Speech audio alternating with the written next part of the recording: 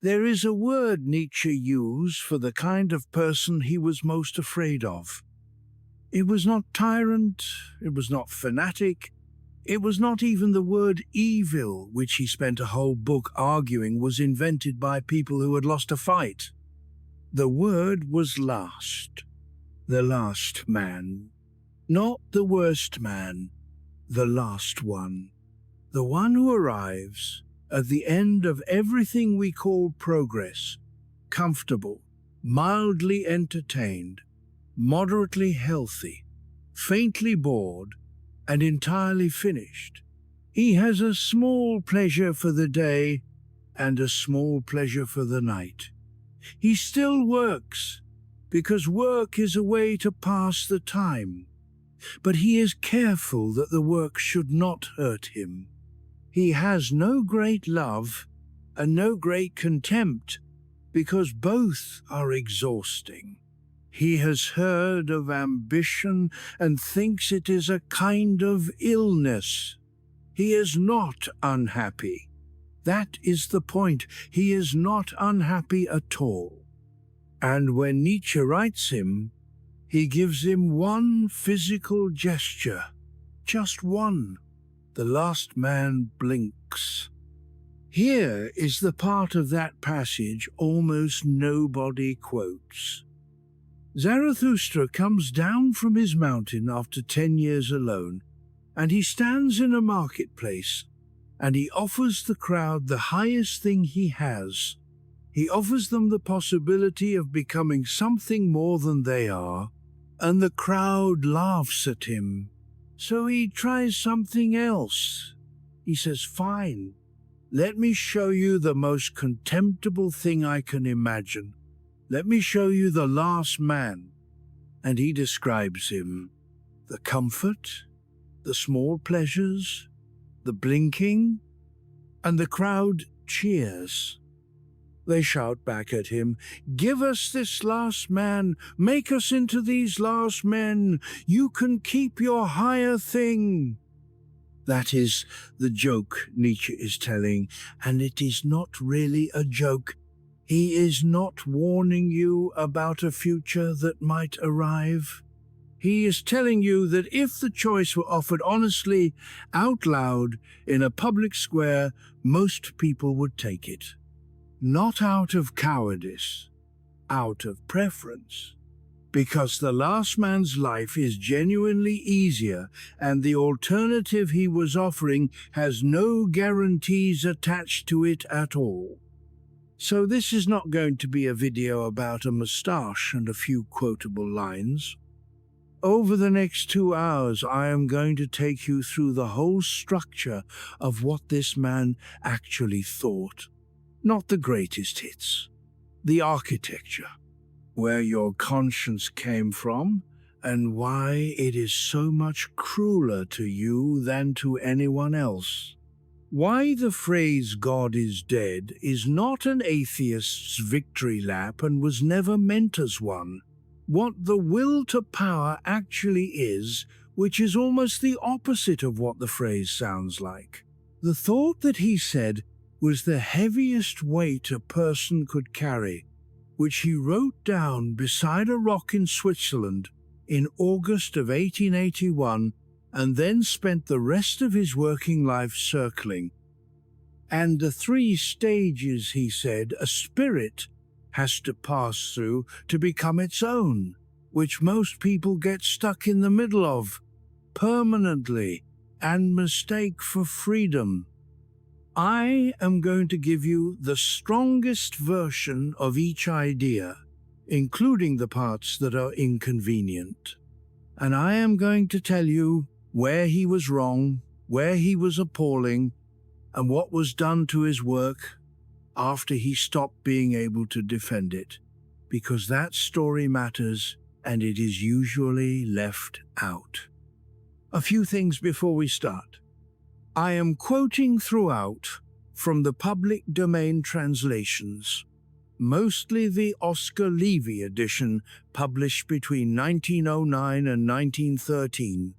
That is a specific choice, and in one place it causes a real problem, which I will show you when we get there, because the standard English translation of his most important book destroys the pun that the entire argument rests on. When the German matters, I will give you the German. Second, Nietzsche contradicts himself, deliberately and often. He distrusted systems. He said the will to a system is a lack of integrity. So anyone who hands you a tidy Nietzschean program has smoothed something over. I am going to leave the seams showing. Third, and this is the one I mean most, he is a philosopher of strength who spent his adult life in a body that was failing, blinding headaches that put him in a dark room for days, vomiting that lasted through the night, eyesight so bad he could sometimes not read or write at all. He resigned his professorship at 34 on medical grounds and spent the next decade moving between cheap boarding houses, chasing air that would not make him ill, writing in the gaps between attacks. Almost nobody read the books while he was alive. He paid to print some of them himself. I say this not to make him sympathetic. I say it because when he writes about suffering, he is not theorizing, and it changes what the sentences weigh. Settle in. Put this on properly if you can, because it is built to be watched and not slept through, and it moves slowly on purpose. We are going to start with a man running into a marketplace in the morning carrying a lit lantern, which is a detail that gets dropped from the story almost every single time it is told, and which is the whole point of it. Part 1. The Sleepwalkers. The passage is section 125 of a book called The Gay Science, published in 1882. It is about a page long. It is the most quoted thing he ever wrote, and it is almost always quoted by people who have not read the page. Here is what actually happens on it. A madman lights a lantern in the bright morning, runs into the marketplace, and cries out over and over, "I seek God. I seek God." Stop there for a second, because two details in that sentence are doing all the work. The first is the lantern. It is morning. It is bright. A lit lantern in daylight is not for seeing by. It is the gesture of a man who is telling you that as far as he is concerned, it is dark out. He is carrying his own evidence that something has gone wrong with the light, and everyone can see the lantern, and nobody can see the dark. The second detail is the crowd. Nietzsche tells you explicitly who is standing there. It is a crowd of people who do not believe in God, that is stated. They are unbelievers standing around in the market, and when this man starts shouting that he is looking for God, they find it funny. They start heckling him. Has he got lost? Like a child. Is he hiding? Is he afraid of us? Has he gone on a voyage? Emigrated? And they laugh. So the scene is not a believer confronting atheists. Everyone in the marketplace is already an atheist. The madman is the only one behaving as though something enormous has happened. And then he turns on them. "Where is God?" he says. "I will tell you, we have killed him.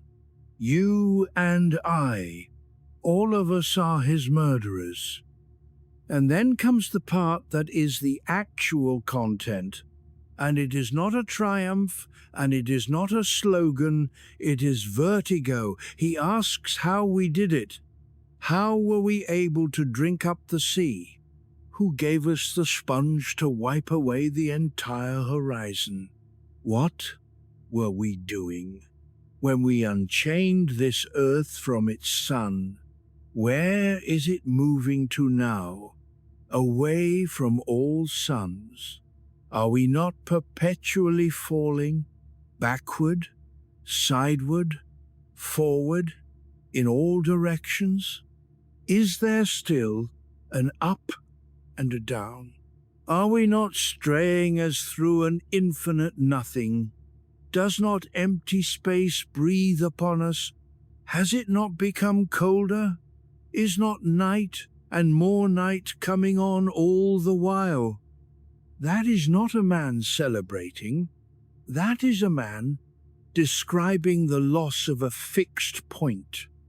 And then the line that I think is the real one, the one that explains why this passage has outlived everything around it. The madman stops. He looks at them. He throws his lantern on the ground and it breaks and goes out. And he says, "I have come too early. My time has not come yet." This tremendous event is still on its way. It has not yet reached the ears of men. Lightning and thunder need time. The light of the stars needs time. Deeds need time, even after they are done, before they can be seen and heard. This deed is still more distant from them than the most distant stars, and yet they have done it themselves. They did it themselves, and they have not noticed yet. That is the claim. Not that God does not exist. Nietzsche is not interested in arguing about that, and he thought the arguing was beside the point. The claim is that a civilization had removed the foundation from underneath its own value system and then carried on using the value system as if nothing had happened and had not yet felt the floor go. And there is a final beat that gets cut even more often than the lantern. On the same day, the madman goes into several churches and sings a requiem for the dead, a funeral mass. And when they drag him out and demand to know what he thinks he is doing, he says only this: "What are these churches now, if they are not the tombs and the sepulchres of God?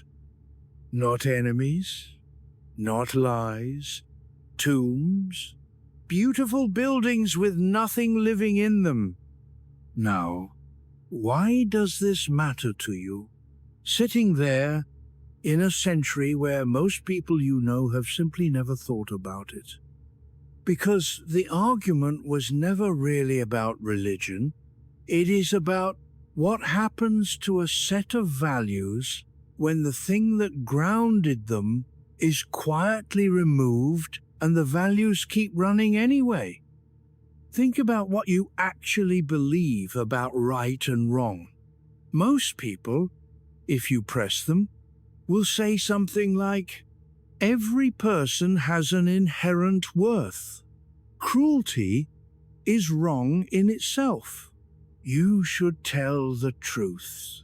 The weak deserve protection. You should not simply take what you want because you are strong enough to take it." Now ask what those rest on. For roughly 2,000 years in the West, they rested on a specific structure, a universe with an author, a moral order built into reality itself, not invented by us. A judge, so that the ledger balances, eventually, even when it visibly does not balance here. A soul with infinite value, which is where the inherent worth of every person actually came from. Remove the author and the judge and the soul, and the sentences stay in the language, and they feel exactly as true as they did before, and they now hang from nothing. Nietzsche's charge against his own century was not that it had become godless, it was that it had become godless and comfortable, that it had inherited an entire moral architecture from a religion it no longer believed, and had congratulated itself on its enlightenment while living inside the building. He thought the English moral philosophers were the worst offenders on this. They had given up Christianity and kept Christian morality and imagined they had arrived at it by reason. He said, roughly, that they were standing on ground they had not earned and calling it common sense. And his prediction, which is the part that has aged into something uncomfortable, was that this could not hold indefinitely, that the gap between the values and their vanished foundation would eventually be felt, not as an argument, as a mood, as a slow draining of significance out of things that used to be significant. He had a name for that mood: nihilism. And here is where I have to slow down, because the word has been flattened into something much stupider than what he meant by it. In ordinary use, nihilism means believing in nothing, usually with a leather jacket on. Nietzsche's definition is much more precise and much more useful. He writes it in his notebooks, and it is barely a sentence. Nihilism is when the highest values devalue themselves. The aim is lacking, the question why finds no answer.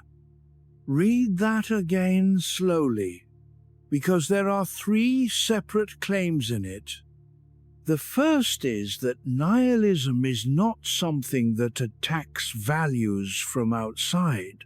The values do it to themselves. They devalue themselves. The truthfulness that Christianity trained into Europe for centuries, the absolute demand that you not lie, eventually turned around and got applied to Christianity's own claims and dissolved them. The moral seriousness was the acid. Nietzsche says this outright at the end of the genealogy. It is the Christian conscience, translated into scientific conscience, into intellectual cleanliness at any price, that finally forbids itself the lie involved in belief in God. Christianity killed Christianity by being honest.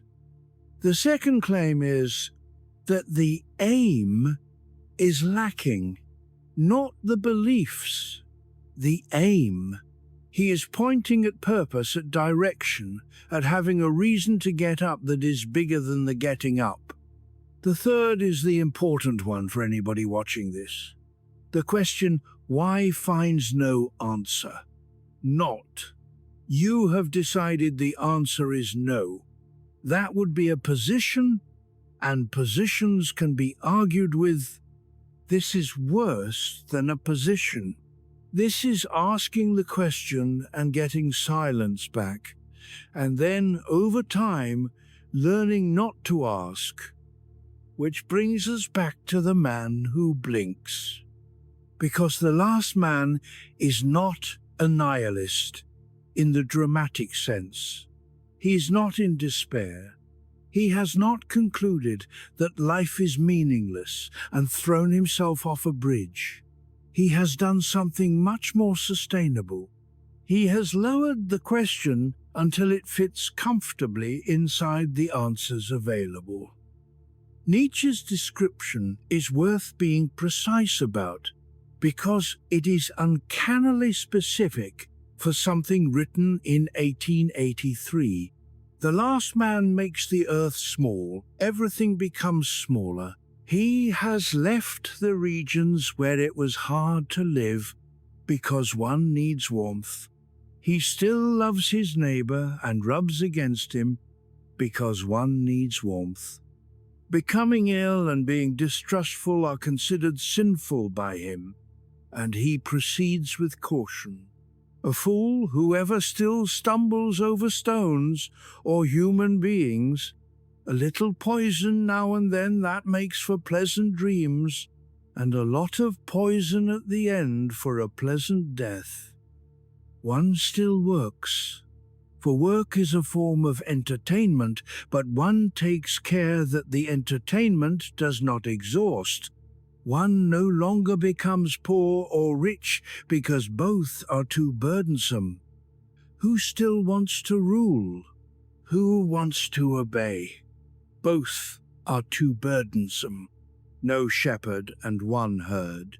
Everyone wants the same, everyone is the same, and whoever feels differently goes voluntarily into the madhouse.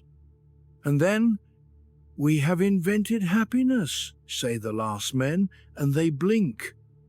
I want to be careful here, because this passage is very easy to use badly.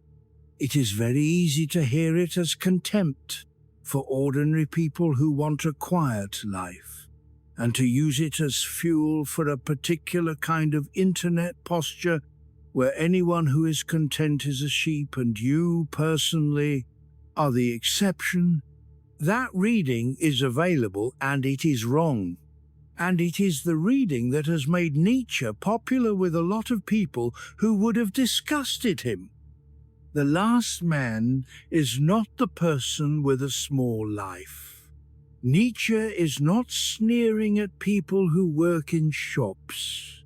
The last man is defined by something else entirely, the absence of anything he would suffer for. The whole passage is organized around avoidance. Nothing is too heavy, because he has arranged his life so that nothing is heavy. He has not solved the problem of meaning. He has removed the conditions under which the question can be asked, and he calls that result happiness. And the reason the passage lands when it lands is not that you recognize other people in it. It is that you recognize the option, because it is genuinely available most days. There is a version of your life where you stop trying the thing you might fail at, where you keep the job that is fine, where you do not have the conversation, where the evenings fill up with a mild, frictionless pleasantness that costs nothing and returns nothing, and where you feel, if you check, basically all right. Nobody would ever call it a tragedy. There would be nothing to point at. That is what he was afraid of. Not a monster, a drift. And notice what he does not do here, which is the thing that separates him from every motivational use of his name. He does not tell you that the higher path will make you happier. He is explicit that it will not. The crowd in the marketplace makes the rational choice by the standard of comfort.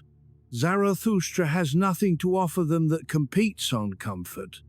What he offers is harder, lonelier, and comes with no guarantee of arriving anywhere.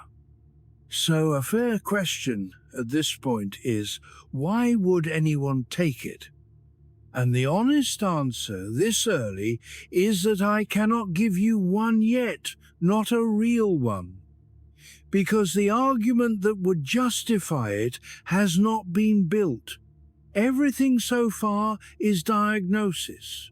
He has told you the foundation is gone and shown you what people do when they notice and what they do when they do not. What he has not told you yet is where new values could possibly come from, if they no longer come from above. And to get there, he has to do something that had not really been done before. He has to stop asking whether our morality is true and start asking where it came from and who benefited from it and what it was for.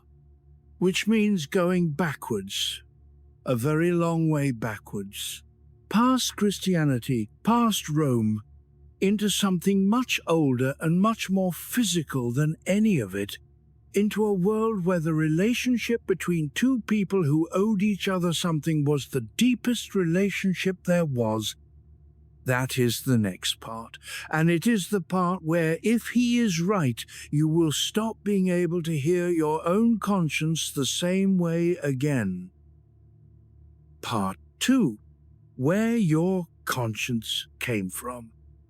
In 1887, Nietzsche published a book with a subtitle that tells you exactly what he thought he was doing, on the genealogy of morality.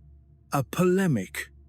3 essays, written fast, and the closest thing to a sustained argument he ever produced. If you only ever read one thing by him, read this one and read it in order, because the 3 essays are a single machine. The move he makes in the preface is the one that changed philosophy, and it is easy to miss because it sounds procedural. He says, "Everyone before me has asked whether our moral values are true, whether we are right to call kindness good and cruelty bad. I want a different question.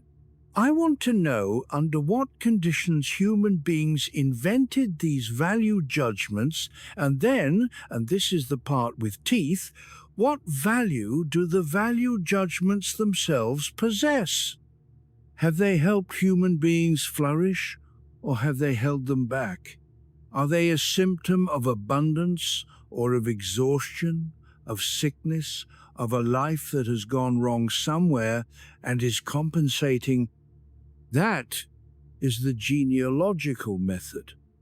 You stop treating morality as a set of eternal facts handed down and start treating it as an artifact, something made at a particular time, by particular people, for particular reasons, and then crucially forgotten to have been made. And once you can see the making, you can ask the only question that was previously unaskable: who did this serve? So, where does he say it comes from? He starts with a linguistic observation, which he was professionally qualified to make. He was not originally a philosopher. He was a philologist, a scholar of ancient languages, appointed to a full professorship at Basel at 24, which was so young, the university had to award him his doctorate without an examination to make it legal. He read Greek and Latin the way you read the news. And his observation is this: if you trace the word for good back through several languages, you keep arriving at words that mean noble, aristocratic, high-born, and the words for bad keep arriving at plain, common, low. The moral vocabulary is a fossil of a social hierarchy. Good originally meant us, up here. Bad originally meant them, down there. It was not a moral judgment at all. It was a description of rank, spoken by the people at the top, about themselves.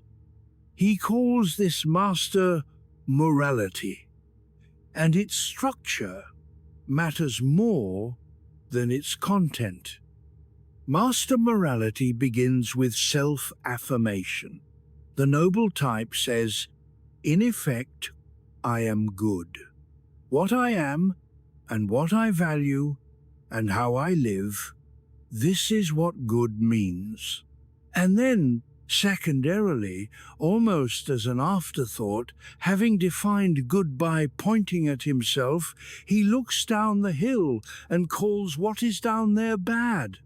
Bad meaning low, coarse, unimpressive, contemptible, not evil, not wicked, just lesser. He is not much interested in it. It is a shadow cast by the primary judgment, and it has very little emotional charge. Then something happens, and Nietzsche calls it the slave revolt in morality. The people at the bottom cannot win. That is the starting condition. They cannot fight the nobles, and they cannot become them, and they cannot leave. What they can do, and what Nietzsche says they did, is something entirely internal and enormously creative. And it took centuries. They performed a revaluation. They took the whole scale and turned it upside down. Everything the nobles were, strength, pride, spontaneity, appetite, the untroubled use of power, got renamed. It became evil. And everything the powerless actually were, because they had no choice, got renamed too. Being unable to strike back became forgiveness. Being unable to act became patience. Being obscure became humility. Being poor became blessed. And the inability to do harm became goodness itself. Now, here is the structural point, and it is the single most important thing in the book, and it is the thing that gets lost in every summary. Slave morality has the opposite shape to master morality. Master morality goes, I am good, therefore you are bad. It starts with a yes to itself. Slave morality goes, you are evil, therefore I am good.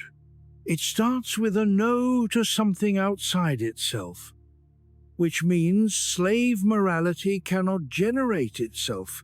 It is structurally dependent on an enemy. It has to have someone to be against, because the against is where its content comes from. Take away the villain, and there is nothing left to be. Nietzsche says it needs an external world in order to act at all, and that its action is fundamentally reaction. That is what he means by resentiment. He uses the French word rather than a German one deliberately because he wants something more specific than resentment. Resentiment is not anger. Anger discharges and is finished. Resentment is what happens to anger that cannot discharge. It gets swallowed, it is held, it goes on being felt, and over a long enough time it stops being an emotion and becomes a way of seeing. It becomes creative. It builds an entire moral system whose function is to prove that the person you cannot beat is the one who deserves to lose. He gives you an image for it in the first essay, and it is the clearest thing in the book. Lambs, he says, dislike large birds of prey. This is not surprising, but it is no reason to blame the birds of prey for carrying off small lambs. And if the lambs say among themselves, these birds of prey are evil, and whoever is least like a bird of prey, whoever is rather its opposite, a lamb, is that not good? Then there is nothing to object to in this setting up of an ideal. Except, he says, the birds of prey will look on with some derision and will perhaps say to themselves, we do not dislike them at all, these good little lambs. We even love them. Nothing is more tasty than a tender lamb.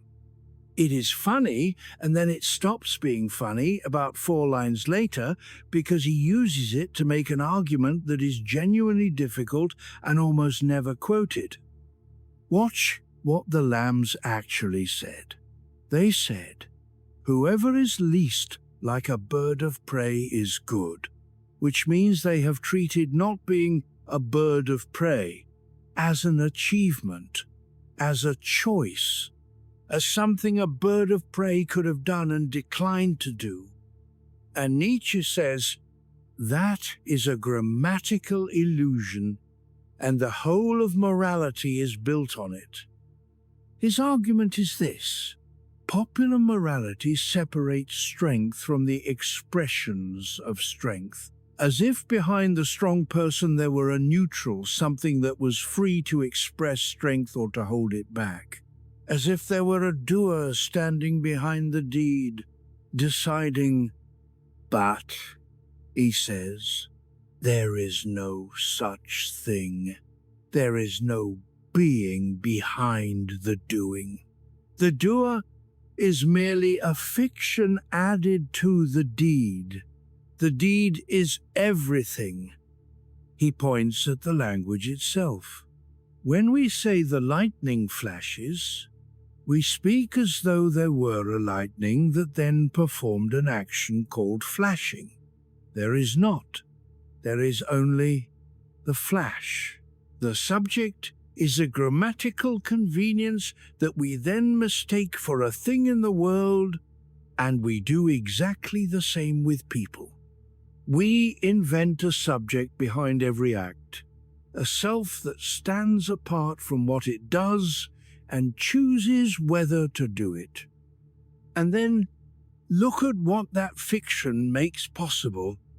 If there is a neutral self behind the bird of prey, then the bird of prey is choosing to be a bird of prey and can therefore be blamed for it. And more importantly, if there is a neutral self behind the lamb, then the lamb is choosing not to seize and tear and can therefore be credited for it. Weakness gets converted into a merit. Not being able to becomes graciously declining to. Nietzsche says the weak console themselves with the belief that the strong are free to be weak and the bird of prey free to be a lamb, and by doing so they win the right to hold the bird of prey accountable for being one. I want to be honest with you about this argument rather than just impressive about it, because it is genuinely double-edged. It is one of the sharpest things anyone has ever written about how moral language conceals power, and it is also, taken at face value, an argument that would dissolve moral responsibility entirely, including for anyone doing anything appalling. If there is no doer behind the deed, nobody is accountable for anything, and that cuts in every direction, not just the flattering one. Nietzsche does not resolve this. He is not trying to build a legal system. He is trying to show you that a structure you experience as bedrock is a construction with a history and an interest. And you should also know what he did not conclude from it, because this is where he has been misused more than anywhere else. He did not conclude that we should go back. He is explicit that the slave revolt made human beings interesting. Before it, he says, man was a fairly uninteresting animal. The revolt gave humanity depth, inwardness, complexity, the whole inner life. He calls the priestly form of existence, the one that first made the human soul deep in a higher sense. He thinks the price was enormous, and he thinks something was lost, but he is not a man arguing for a return to warlords, and anyone who tells you he was is quoting the first essay and stopping. Now the second essay, which is where it stops being history and starts being about, he asks a question that sounds like nothing. How did a creature ever get built that can make a promise? Think about what a promise requires. It requires that a version of you that exists today combined a version of you that will exist in a year under conditions neither of you can predict It requires memory that survives everything trying to erase it. It requires that you become, in his phrase, calculable, regular, necessary, even to yourself, an animal with the right to make promises. And he says, before that could exist, something had to be beaten into the human animal, because our natural condition is not memory, it is forgetting. And here he says something I find genuinely surprising every time I read it. He says forgetting is not inertia, it is an active force, a positive faculty of suppression. It is what keeps consciousness clear, the way a healthy digestion keeps the body clear of what it has finished with.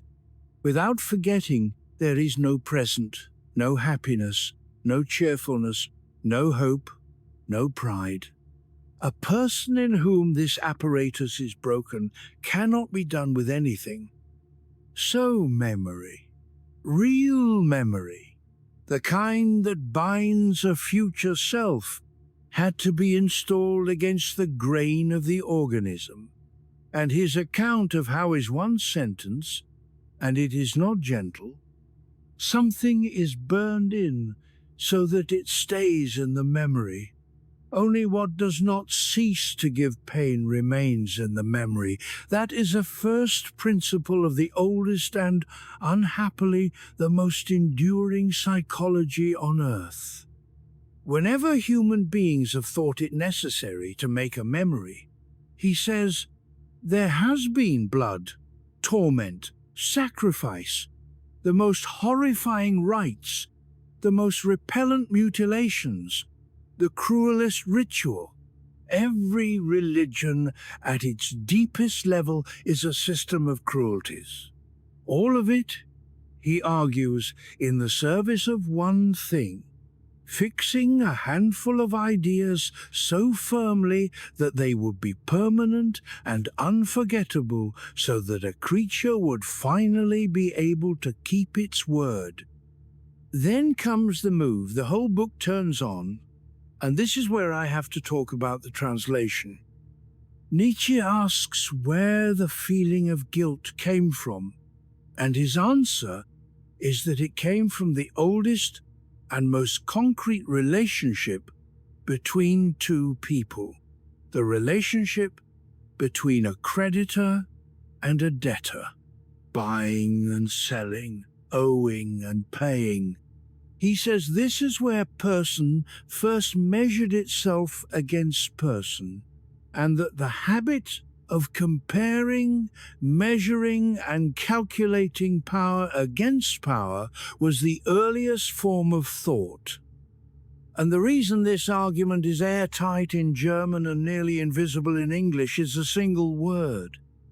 The German word for guilt is Schuld. The German word for debts is Schulden. It is the same word.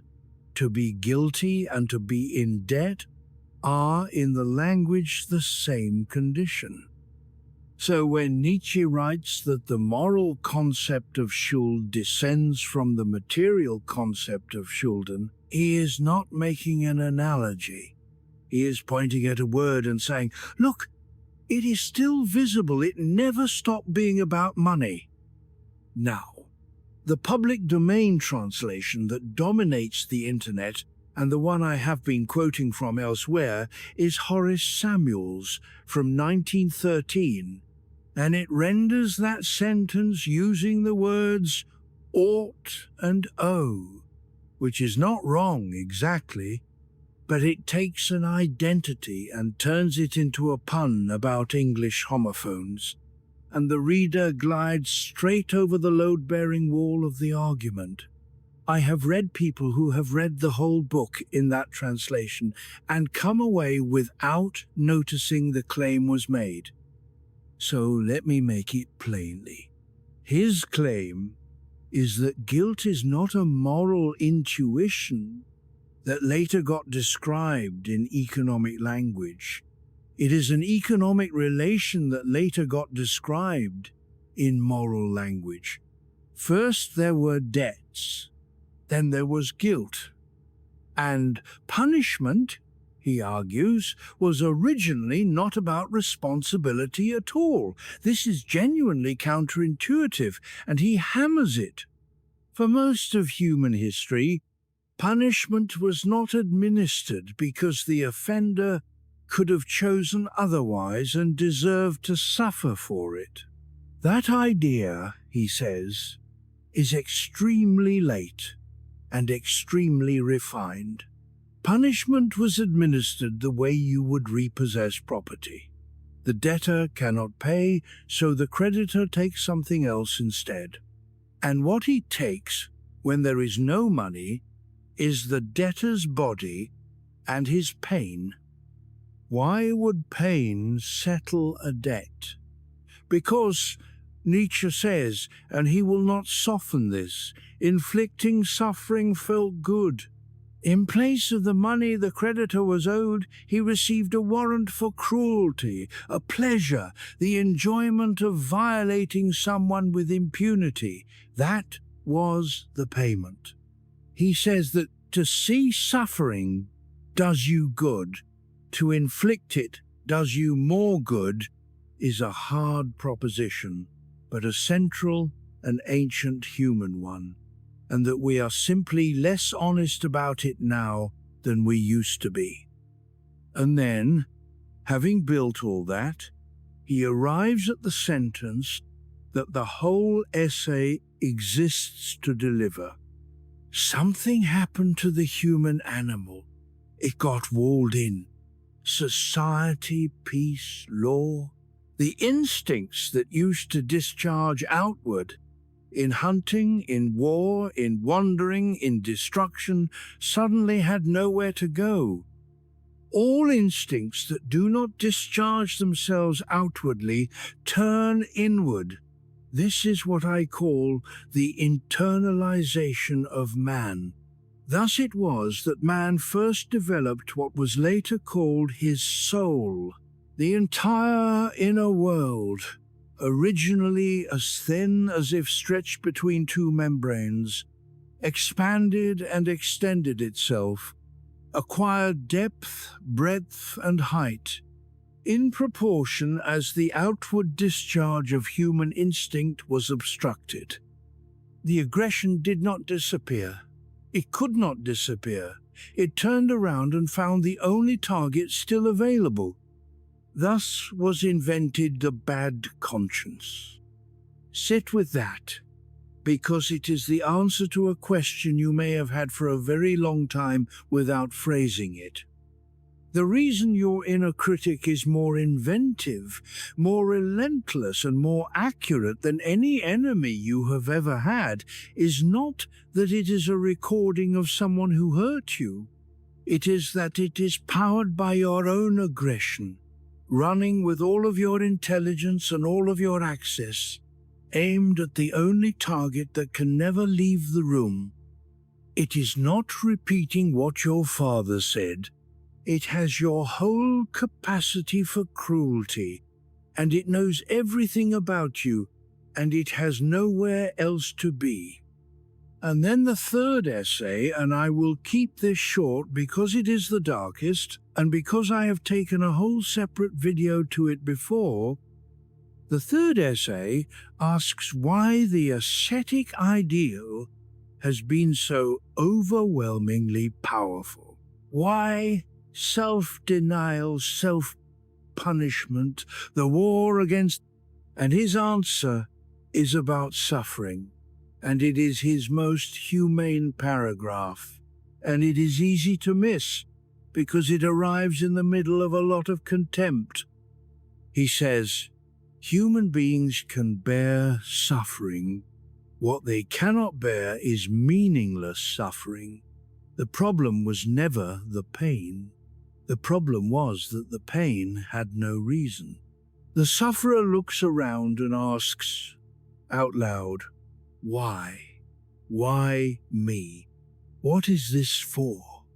And the ascetic priest, who Nietzsche despises and openly admires as a psychologist, arrives with an answer. And the answer is, you suffer, and someone must be to blame, and that someone is you. That is a catastrophic answer. It is also, Nietzsche says, the first answer anyone had ever been given.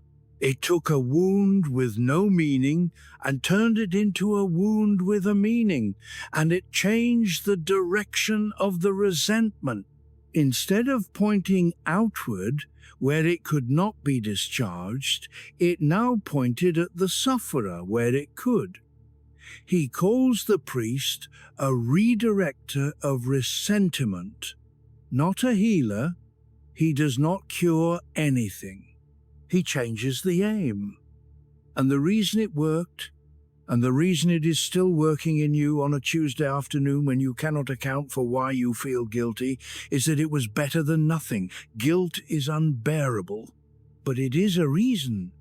And the alternative was the silence, which is why the last line of the book is the line it is.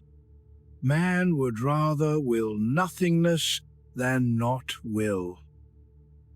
Part 3. The Greeks and the Problem of Truth. Man would rather will nothingness than not will. That is where the last section ended, and it is a bleak place to stand. So I want to go back 13 years to the first book he ever published, because he had already found one culture that solved the problem a completely different way, and he was 27 when he wrote about it, and it ruined his academic career. The Birth of Tragedy, 1872.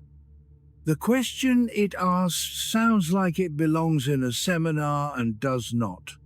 The question is, why did the Greeks, at the height of their confidence, invent tragedy? Because that is genuinely strange. Here is a culture we think of as sunlit, reason, proportion, white marble, the beginning of philosophy and mathematics and democracy. And at their peak, what do they build their central public festival around? Watching a good man get destroyed? Thousands of citizens sitting in the open air at a civic event to see Oedipus discover what he has done, or Agamemnon murdered in a bath? The comfortable explanation then and now is that tragedy is morally improving. You watch the fall, you learn the lesson, you go home more careful. Nietzsche says that is exactly backwards, and that the Greeks did not build tragedy out of optimism or instruction. They built it out of terror, and it was a survival technology. His claim is that the Greeks saw something clearly that we spend most of our energy not looking at. He puts it in a legend. King Midas hunts the wise satyr Silenus in the forest for a long time, and finally catches him and asks him, "What is the best thing for a man?" And Silenus laughs and says, "Miserable, ephemeral race, why do you force me to say what it would be better for you not to hear? The very best thing is utterly beyond your reach, not to have been born, not to be nothing. But the second best thing for you is to die soon." That is what the Greeks knew, he says, not as a mood, as a structural fact about existence, which they were too clear-eyed to talk themselves out of. And having seen it, they had to build something that would let them go on living anyway. And what they built was art, not as decoration, as a medical necessity. Art, he says, is the great stimulant to life, and the Greeks needed a very strong one. And it came in two forms, and he named them after two gods. The Apollonian. Apollo, god of light, of form, of prophecy, of boundaries. The Apollonian is the principle of individuation, of clear outline, of the beautiful image. It is sculpture, it is the dream, it is the shining surface. Its function is to make existence bearable by giving it a form you can look at. The measured, the proportioned, the distinct. Know thyself, nothing in excess. And the Dionysian. Dionysus, god of wine, of intoxication, of the mob on the mountainside. Where the Apollonian is the individual standing clearly outlined, the Dionysian is the dissolution of that outline. It is music rather than sculpture. It is the state in which the boundary between you and everyone else goes down. In dance, in intoxication, in overwhelming grief, in the crowd. It is terrifying, and it is also, Nietzsche says, the only experience of unity available to a creature that is otherwise sealed inside itself. And his thesis is that Greek tragedy was the fusion of the two, and that the fusion is why it worked. The chorus is the Dionysian element, the collective, the music, the thing you dissolve into. The individual hero on the stage is the Apollonian element, the clear, bright figure. And what tragedy does is show you that figure being destroyed. While the chorus goes on, the individual perishes and the underlying life does not. You watch your own annihilation in the shape of a man with a name, and simultaneously you are held inside the music that survives him. That is the trick.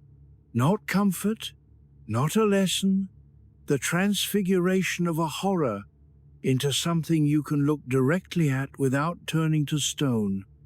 He compresses the whole thing into one line, and it is the most quoted line in the book.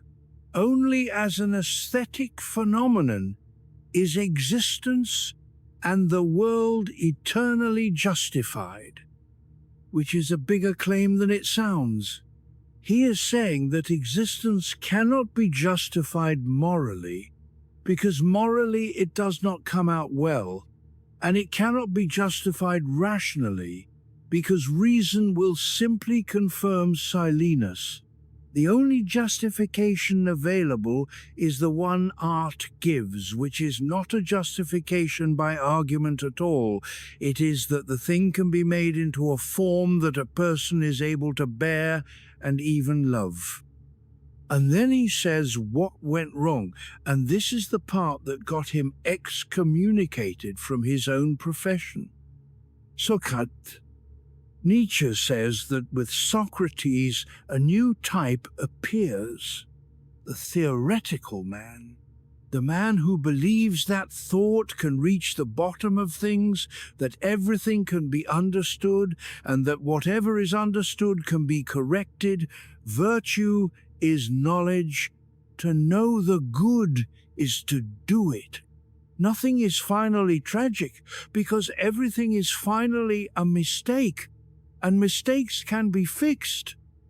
And under that assumption, tragedy becomes unintelligible. If suffering is an error, then a play about unavoidable suffering is just a badly designed situation. Euripides, he says, brings the audience onto the stage, makes the characters reason and argue, and the Dionysian goes out of it, and Greek tragedy does not decline. It dies by suicide in a single generation. Now, is this good classical scholarship? No. It got him savaged. A brilliant young philologist named Wilamowitz published a demolition of it. The book was treated as an embarrassment, and students stopped enrolling in Nietzsche's classes at Basel. He never recovered his standing in the field, and he later wrote a preface to his own book, calling it badly written, clumsy, image-mad, and sentimental. He did not take back the central idea. And the central idea is worth having, whatever the scholarship. It is this: a culture that believes all suffering is a solvable problem loses the capacity to represent the suffering that is not solvable, and therefore loses the ability to help anyone go through it. Look around at how we handle grief, or terminal illness, or ordinary irreversible failure, and tell me that is not a live observation. Now, the second half of this section, and it follows directly, because if Socrates was wrong, that thought reaches the bottom of things, then a question opens up underneath everything. What is truth?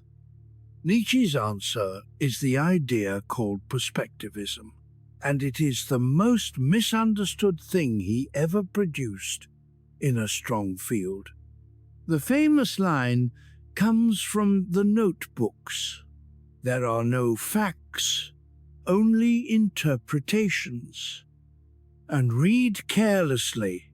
That is student common room relativism. Nothing is true, everything is permitted, your truth and my truth.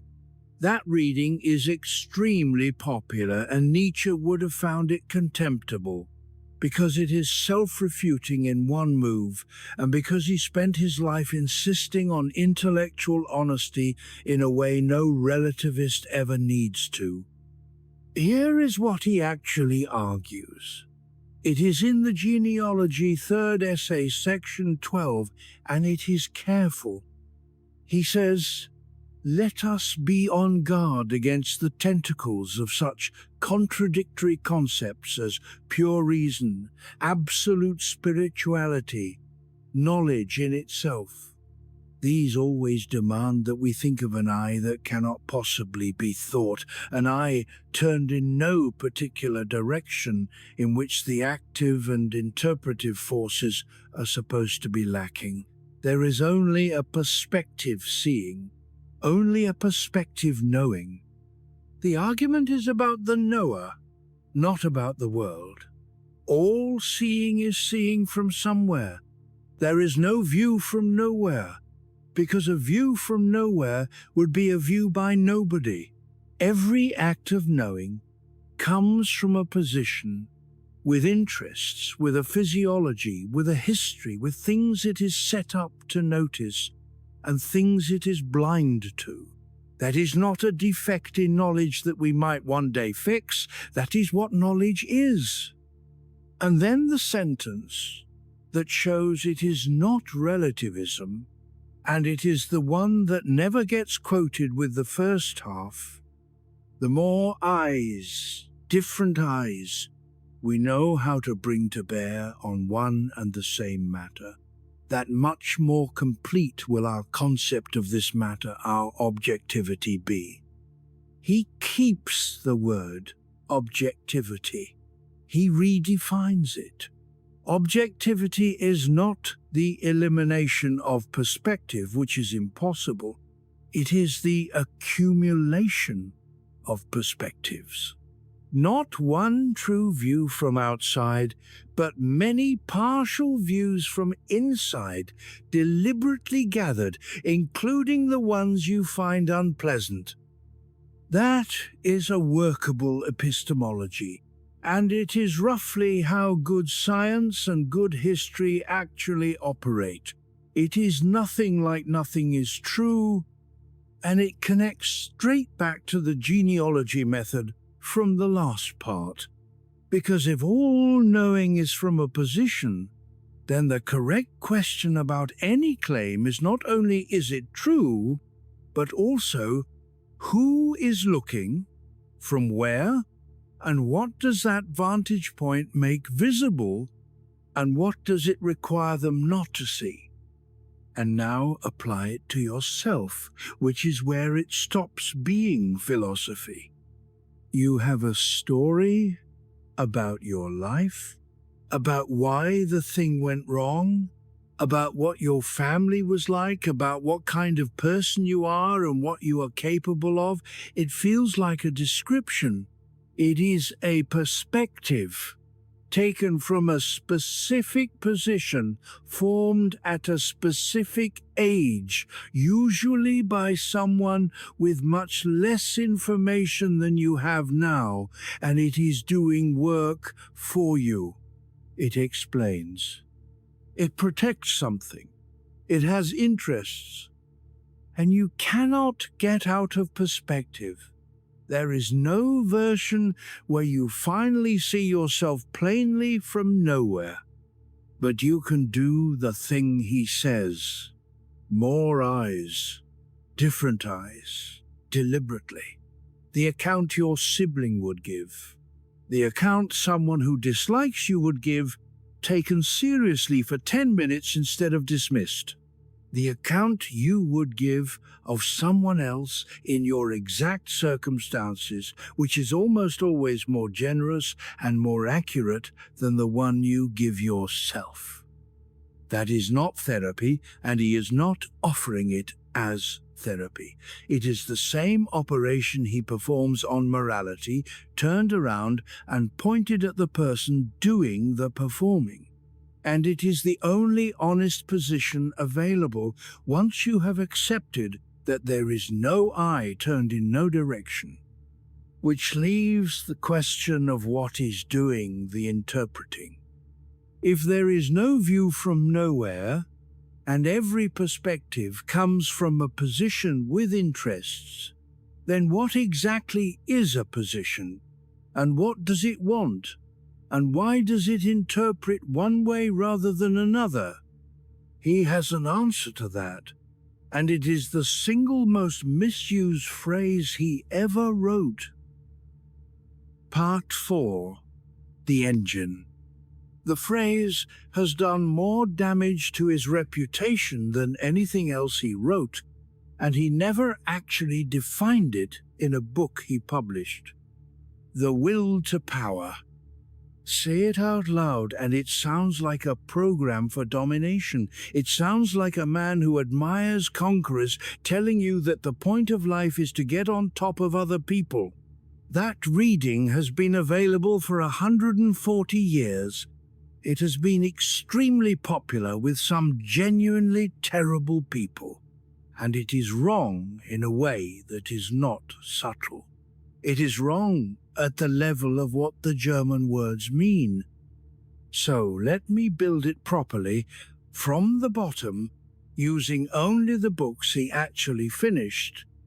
Start with section 13 of Beyond Good and Evil, which is 4 lines long and quietly demolishes the entire biology of his century. Physiologists, he says, should think twice before positing the drive for self-preservation as the cardinal drive of an organic being. A living thing wants above all to discharge its strength. Life itself is will to power. Self-preservation is only one of the indirect and most frequent results of this. Read the shape of that. He is not adding a new drive to the list. He is saying the list is upside down. The 19th century had a settled answer about what living things fundamentally want: to stay alive and to reproduce. Everything else was elaboration. Nietzsche says no. Self-preservation is a consequence, and often not even the main one.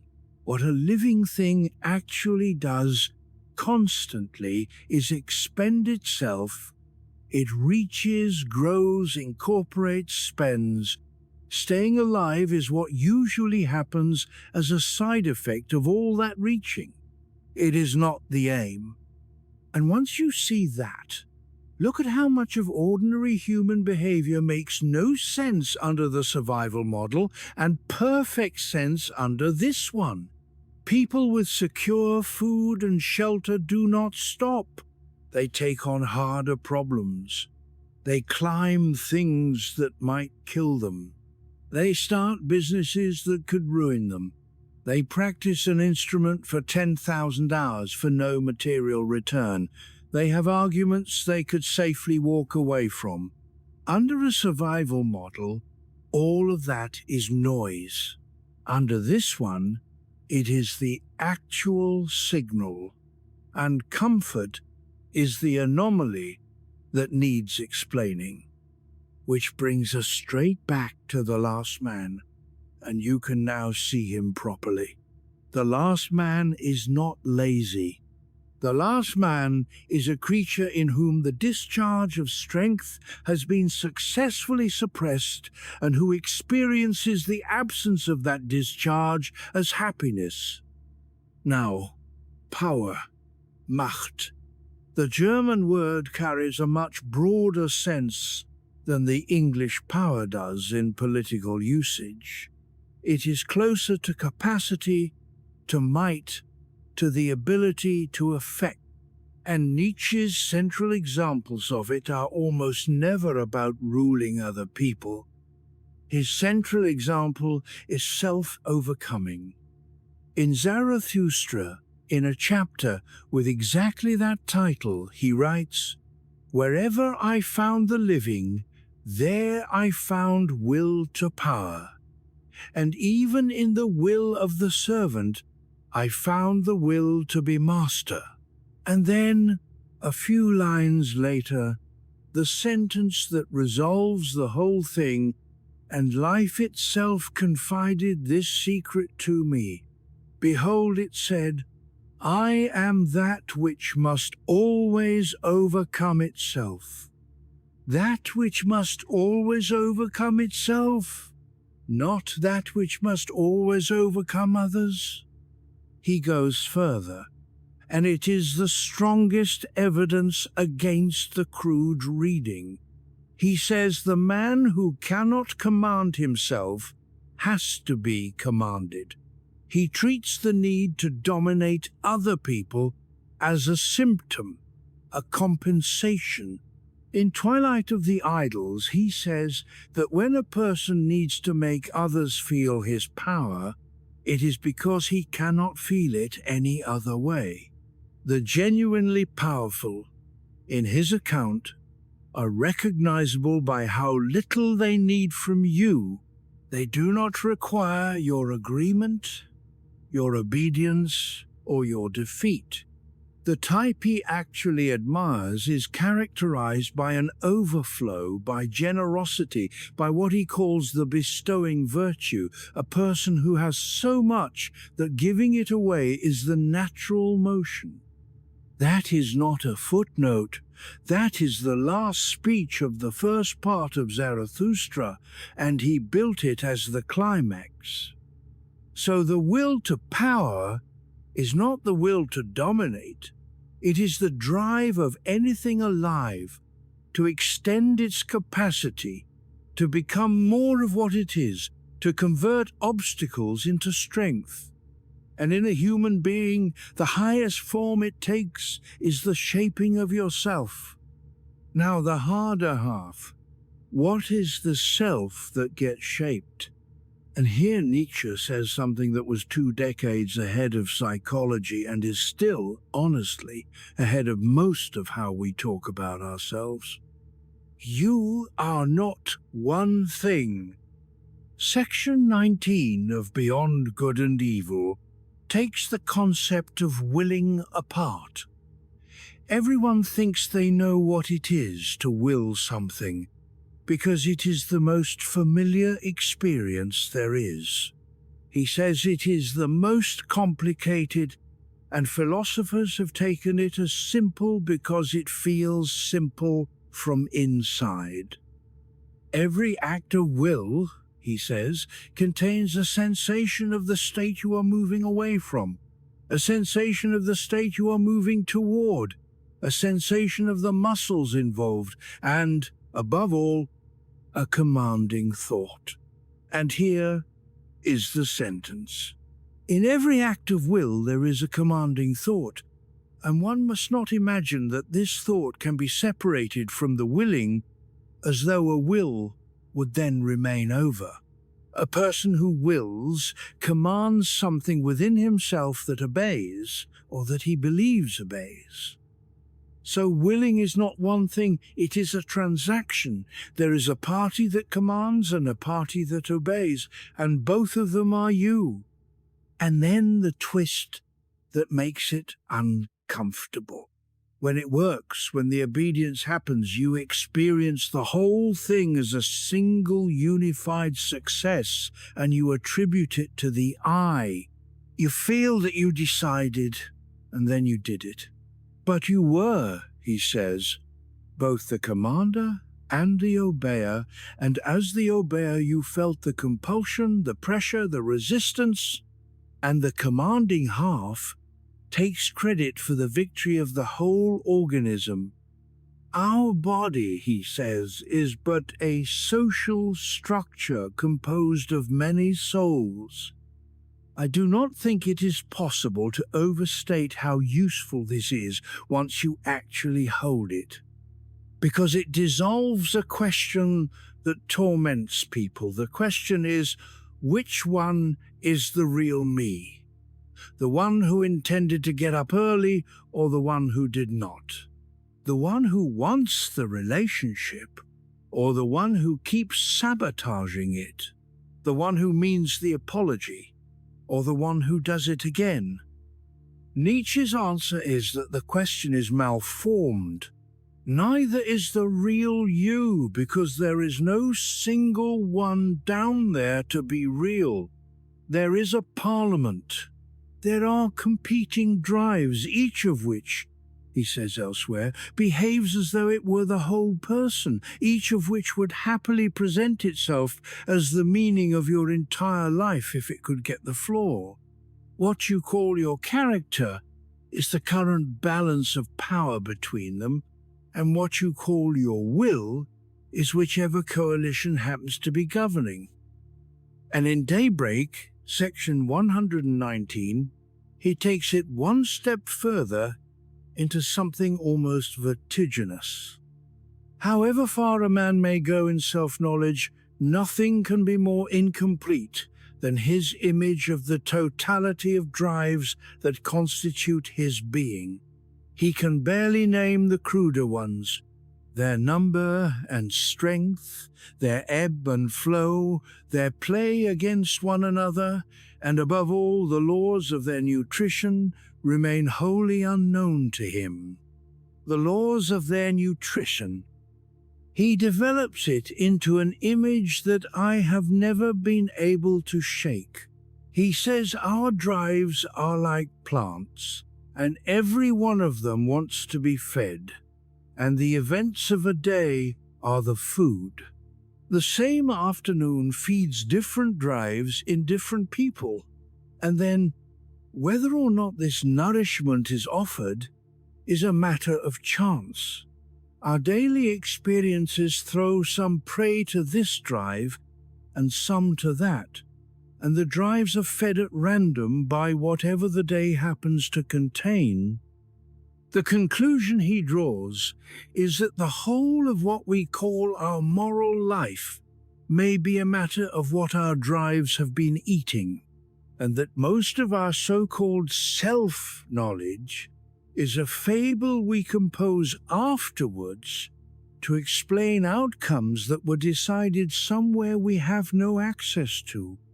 If you want the single most practical thing in all of Nietzsche, it is sitting right there, and it is almost never picked up. You cannot decide what kind of person you are. You do not have the access. The Parliament does not take instructions from the press office, but you can decide, to a real extent, what gets fed. You choose what is in the room, what you read, who you spend your evenings with, what is on the screen, what you practice, what you rehearse, which resentments you take out and turn over, and which ones you let go hungry. You are not choosing your character directly. You are choosing the diet over years, and the character is what grows out of it. That is a slower and less flattering model than the one where you simply resolve to be different on Monday. It also matches how people actually change, which is not by deciding, but by long exposure. And it connects back to the thing that will not stop mattering in this book. What do you do with a drive you do not want? The default answer, and the one the ascetic priest gives, is kill it, deny it, starve it, treat it as an enemy, and win. Nietzsche's answer is that this does not work, and that the attempt does damage. In Twilight of the Idols he has a section on this, and the title is blunt: Morality as Anti-Nature. He says that to attack the passions at their root is to attack life at its root, and that the practice of the church has always been to castrate rather than to cultivate. Its remedy is always excision. It never asks how to spiritualize, beautify, deify a craving. Spiritualize. That is his word. And the process he is describing is the one Freud would later call sublimation, using the same German root 30 years after Nietzsche had already been using it. The drive is energy. It does not respond well to being outlawed. It responds to being given a harder and better channel. The aggression that could make you cruel is the same aggression that makes you able to say a difficult, true thing to someone who needs to hear it. The appetite that could dissolve you is the same appetite that lets you love something with your whole attention. He is not telling you your worst impulses are secretly fine. He is telling you they are raw material, and that a person who has amputated them is not virtuous, only diminished, and usually quietly furious about it. And that is the real content of the will to power, applied to a life, not get on top of people. But you contain a set of forces that will express themselves one way or another, and your only genuine freedom is over the form they take. Refuse them, and they will come out sideways at you as the bad conscience of part 2. Give them something worth doing, and they become the whole of what you are able to do. Which leaves a question hanging that he cannot avoid much longer. If there is no God, and no moral order, and no fixed self, and no purpose written into the universe, and you are a shifting parliament of hungry drives, then on what basis would you choose anything at all? What could possibly weigh enough to organize a life around once you have taken away everything that used to do the weighing? He has an answer. He thought it was the heaviest thought a person could think, and he built the rest of his philosophy on top of it. It came to him on a walk, beside a rock, 6,000 feet above the sea. Part 5. The Heaviest Weight. August 1881. Sils Maria, in the Swiss Engadine. A man in his late 30s, half-blind, staying in a small rented room, walking because walking was the only thing that reliably helped. He is going along the lake, through the woods, and he stops at a large pyramid-shaped block of rock, not far from Surlai, and a thought arrives. He wrote afterwards, in Ecce Homo, that it came to him there, and he dated it precisely, and he added the phrase he liked well enough to keep 6,000 feet beyond man and time. The thought is the eternal recurrence, and the way he first published it a year later is the way you should meet it, not as a theory, as an ambush.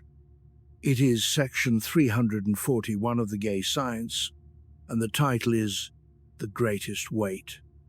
What if one day or one night a demon were to steal after you into your loneliest loneliness and say to you, this life, as you now live it and have lived it, you will have to live once more and innumerable times more, and there will be nothing new in it, but every pain and every joy and every thought and sigh and everything unspeakably small or great in your life will have to return to you all in the same succession and sequence.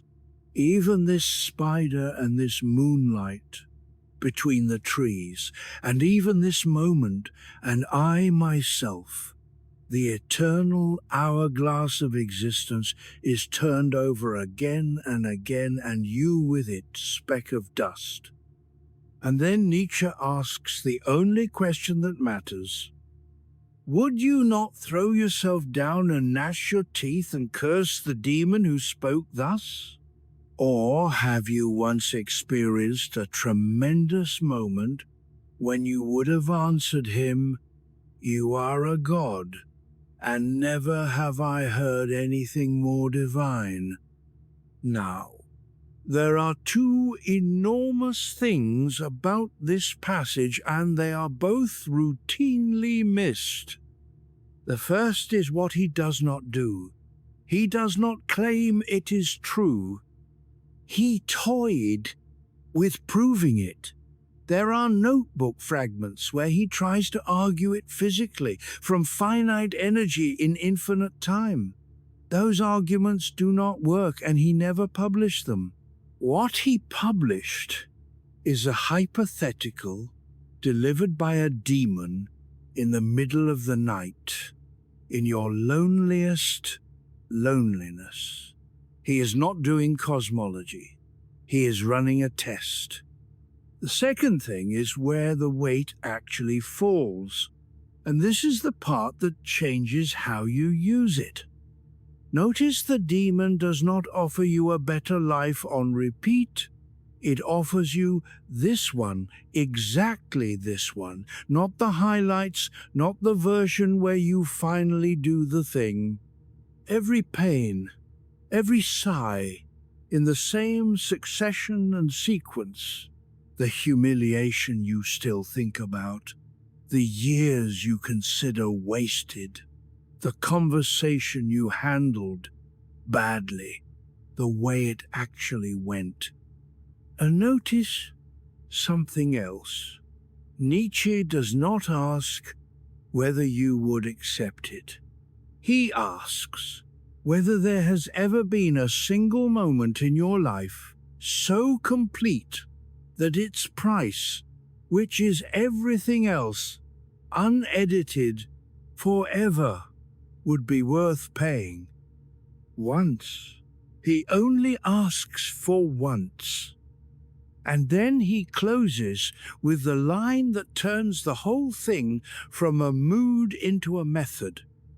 The question in each and everything, do you want this once more and innumerable times more, would lie on your actions as the greatest weight?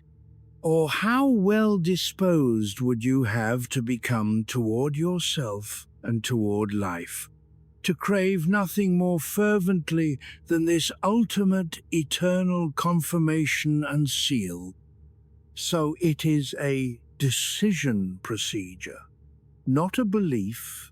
You take the thing in front of you, the choice you are actually facing this week, and instead of asking whether it will work out, or whether it is sensible, or what people will think, you ask, would I take this on repeat forever?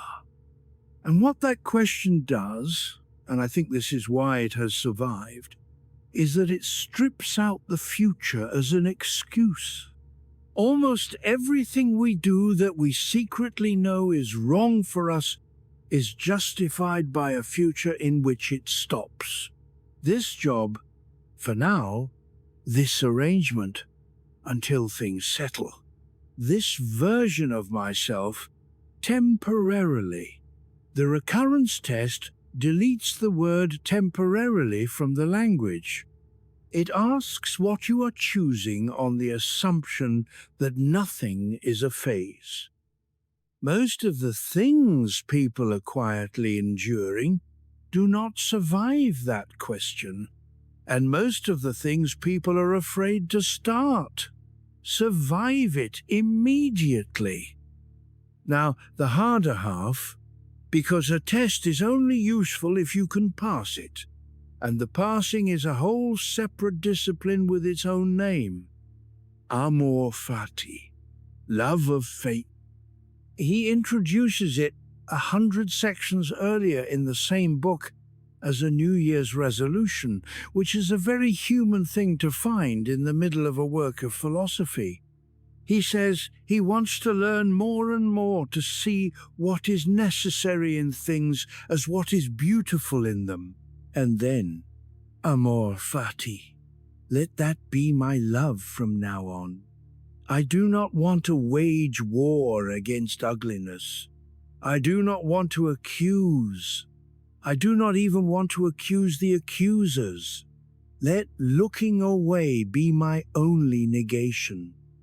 And in Ecce Homo, near the end, when he is summing up his own life, he gives the harder formulation.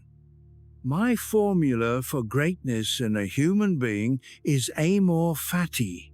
That one wants nothing to be other than it is, not forward, not backward, not in all eternity, not merely to bear the necessary, still less to conceal it, but to love it. I want to separate this very carefully from three things it gets confused with, because the confusion turns it into something limp, and it is not limp. It is not resignation. Resignation says, "This is unfortunate, and I cannot change it, so I will stop struggling." Amor fati says something much more extreme. It says, you would choose it, not tolerate, choose. It is not the belief that everything happens for a reason. That is a claim about the universe having a plan, and Nietzsche has spent the last 2 hours removing exactly that. There is no reason. That is the premise, not the escape hatch. And it is not optimism. He is not telling you the bad things were secretly good. He is not doing the thing where the illness turns out to have been a gift. He is saying something stranger and harder, that a life is a single continuous thing, that you cannot subtract one part of it without unmaking the parts that came out of it, and that to want any of it different is to want yourself different, which means wanting not to exist. And then there is the fact that gives the whole idea its authority, and it is biographical. He wrote both of those passages while ill, not metaphorically ill. He had migraine attacks that took him out for 2 or 3 days at a time, dozens of times a year. He vomited for hours. His eyes failed to the point where he could not read, and he dictated, and then could not reread what he had dictated. He kept lists of the drugs he took to sleep. He was frequently alone for months. The books sold almost nothing. A print run of Zarathustra's 4th part came to 40 copies, which he distributed to friends. That is the man writing, "You would not want a single thing to have been different." You are entitled to think he was wrong. Plenty of people have, and there is a real objection which is that a philosophy of loving your fate is much easier to write than to apply to a fate that includes genuine atrocity, and Nietzsche did not live to see what the 20th century would do with the sentence.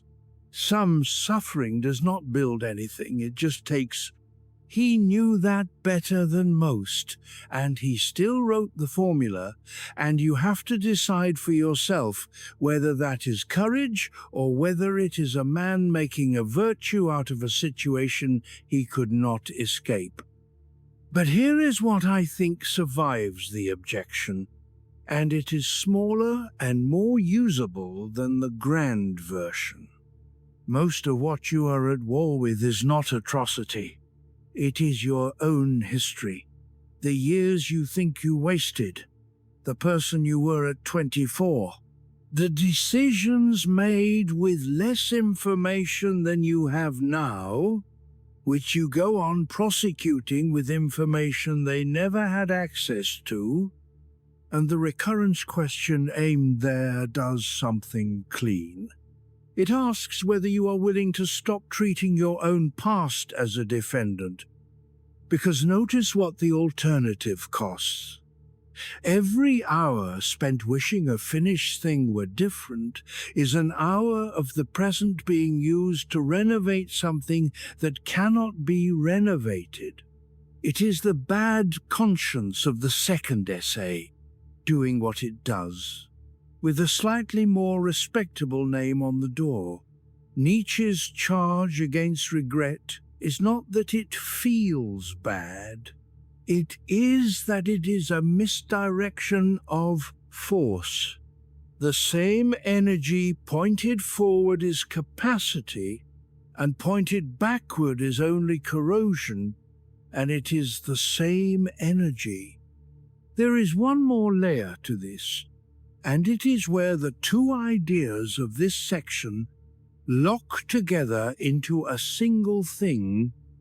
If the recurrence is the test and amor fati is the passing grade, then the whole thing is a description of what it would take to be finished with regret permanently. Not by deciding the past was fine, but by wanting it, on the grounds that it is the only route by which anything you now value could have arrived. And Nietzsche is honest that almost nobody manages it. He says, how well disposed would you have to become toward yourself and toward life? Would have to become. It is not a switch. It is a long alteration in a person, and the demon is only there to tell you whether you have made it yet. Which raises the last question of this section, and it is the one the rest of the video answers. If that is the destination, and if you are currently a long way from it, what is the road? He answers that in the very first speech Zarathustra gives, and it is 3 stages long, and almost everyone alive is stuck at the second one and mistakes it for having arrived. Part 6. The Three Metamorphoses. Thus Spoke Zarathustra is a strange book, and I should say so plainly. It is written in mock scripture, in a deliberately archaic German that parodies Luther's Bible. It has a plot, it has talking animals. Nietzsche thought it was the greatest book ever written in the German language, and also said, more than once, that nobody would understand it. Both of those can be true. Its first speech is 3 pages long, and it is the clearest thing in the book, and it is a map of how a person changes. I tell you of 3 metamorphoses of the spirit, how the spirit becomes a camel, and the camel a lion, and the lion finally a child. Stage 1. The camel. The camel is the load-bearing spirit, the reverent one. Nietzsche says there is much that is heavy for the spirit, for the strong, load-bearing spirit in which dwells reverence, and its strength demands the heavy and the heaviest. And then the detail that makes the image work. The camel kneels down. It kneels because it wants to be well loaded. It goes into the desert looking for the heaviest thing it can carry, and it asks for more. Now, it would be easy to read this as the stage you need to escape. It is not. It is the necessary beginning, and Nietzsche's tone toward it is not contemptuous. It is almost tender. The camel is not a coward. The camel is the person who takes something seriously enough to be burdened by it. The apprenticeship, the tradition you submit to before you have earned any right to an opinion about it. The discipline, the training, the years of doing it the way you were told because you are not yet good enough to know better. And he lists what the heavy things are, and they are not all admirable sounding. Humbling yourself to wound your pride, loving those who despise us, feeding on the acorns and grass of knowledge, and for the sake of truth suffering hunger in the soul. That is the camel. It carries what it has been given into the desert. And then, Nietzsche says, in the loneliest desert, the second metamorphosis happens. The spirit becomes a lion. It wants to capture freedom and to be master in its own desert. And the lion has one job. It has to fight a dragon. Here it seeks its last master. It will be an enemy to him and to its last god. For victory it will struggle with the great dragon. What is the great dragon that the spirit no longer wants to call Lord and God? Thou shalt is the name of the great dragon, but the spirit of the lion says, I will. Thou shalt lies in its path, glittering with gold, a scaly beast, and on every scale glitters golden the words, Thou shalt. Values of 1,000 years glitter on these scales, and the mightiest of all dragons speaks thus. All the values of things glitter on me. All values have already been created, and all created values, that is me. Truly, there shall be no more, I will. Look at what he has done there. The dragon is not a person, and it is not a temptation. The dragon is the accumulated inheritance. Every value already made, presented as finished, as complete, as the whole of the possible. Its claim is not that you should obey it. Its claim is that there is nothing left to create, so obedience is simply realism. And the lion says, I will. And that is a genuine liberation, and it is one of the most exhilarating passages he ever wrote. And now here is the sentence that everybody skips, and it is the reason this section is in the video. To create new values that even the lion cannot do, but to create for itself freedom for new creation that the might of the lion can do. The lion cannot create. Read it again. The lion is not capable of making a single new value. Everything it has is no. It can refuse, it can tear down, it can win a space, and then it is standing in an empty space that it has no ability to fill. Nietzsche is explicit about the limit, the creation of freedom for itself, and a sacred No, even to duty. For that, my brothers, the lion is needed. A sacred? No. Necessary, holy even, and insufficient. I do not think there is a more accurate description of a very large amount of modern life than the lion stage understood as a permanent address. Because this is where enormous numbers of people stop, and where the stopping is not experienced as failure but as arrival. You get free of the religion you were raised in. You get free of your parents' expectations, the career they wanted, the town, the assumptions. You develop a very sharp eye for hypocrisy, and you are usually right.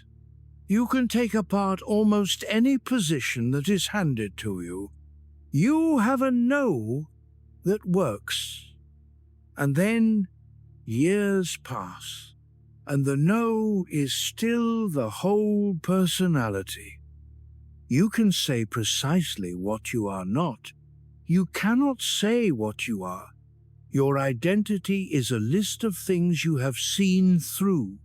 Every belief you encounter, you can locate its weakness, and you experience that as intelligence, and it is intelligence, and it produces nothing. The freedom was won and never spent, and because the no feels so much like strength, and because it is genuinely strong, nothing about the situation announces itself as a problem. That is a lion in a desert it has cleared, roaring at things that are already dead. And Nietzsche's answer, the third stage, is the one that sounds soft and is not. But say, my brothers, what can the child do that even the lion could not do? Why must the preying lion still become a child? Innocence is the child, and forgetfulness, a new beginning, a game, a self-propelled wheel, a first movement, a sacred yes. Yes, for the game of creation, my brothers, a sacred yes is needed. The spirit now wills its own will. The one who has lost the world now wins its own world. Several things are packed in there, and each one earns its place. Innocence, not naivety. It does not mean ignorance of how bad things are. The child comes after the lion, which means after everything has been seen through. This is a second innocence, on the far side of disillusionment, which is a very different and much rarer condition than the first one. Forgetfulness. And now the second essay pays off, because you already know that forgetting is an active force in Nietzsche, not an absence. The child can begin because it is not dragging the case files. It is not still litigating. It has, in the language of the last section, made its peace with what happened, so its whole capacity is available for what is next. A game. This is the one people find hardest to take seriously, and it may be the most important. He does not say the child works, or strives, or disciplines itself. He says it plays. Play is activity that carries its justification inside itself. It does not need an external purpose, a payoff, a heaven, a reason why. And that is the exact answer to the nihilism of part 1. If the aim is lacking, and the question why finds no answer, then the only activity that survives is the kind that was never waiting for the answer.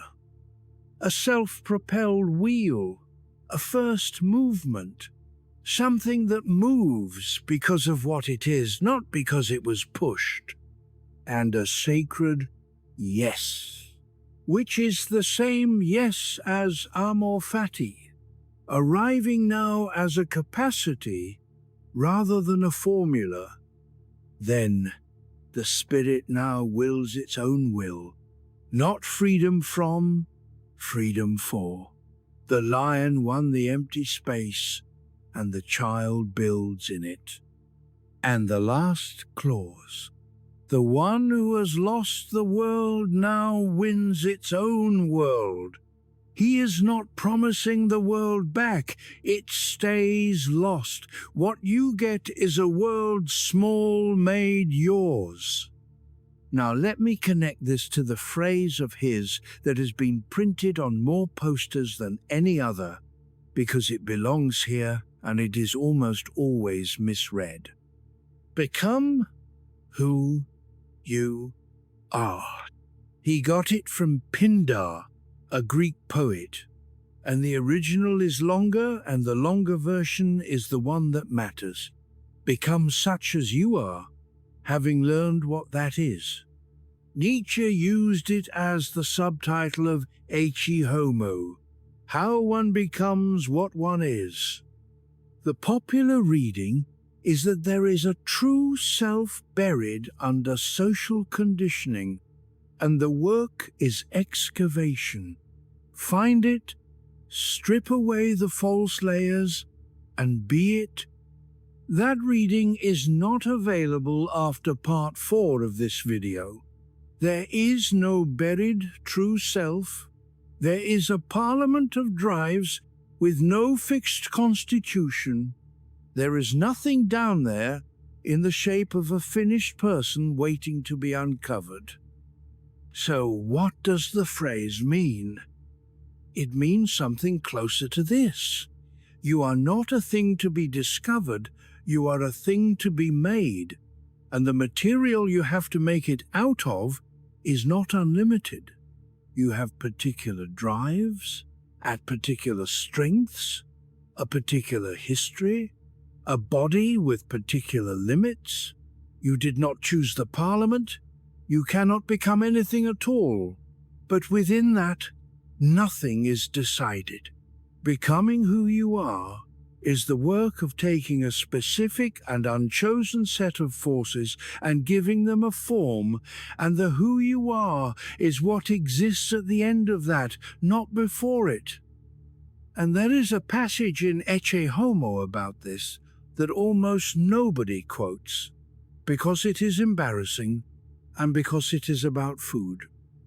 In the chapter called Why I Am So Clever, Nietzsche stops doing philosophy entirely and starts talking about nutrition and climate and what to drink and where to live. He is very specific and slightly unhinged about it. He has opinions about German cooking, which he blames for German philosophy. He says that these little things, nutrition, place, climate, recreation, the whole casuistry of selfishness, are inconceivably more important than everything that has been considered important so far. And then, all these things are of an inestimable importance. It is here that we must begin to learn anew. I find this genuinely moving rather than funny, because of who is writing it.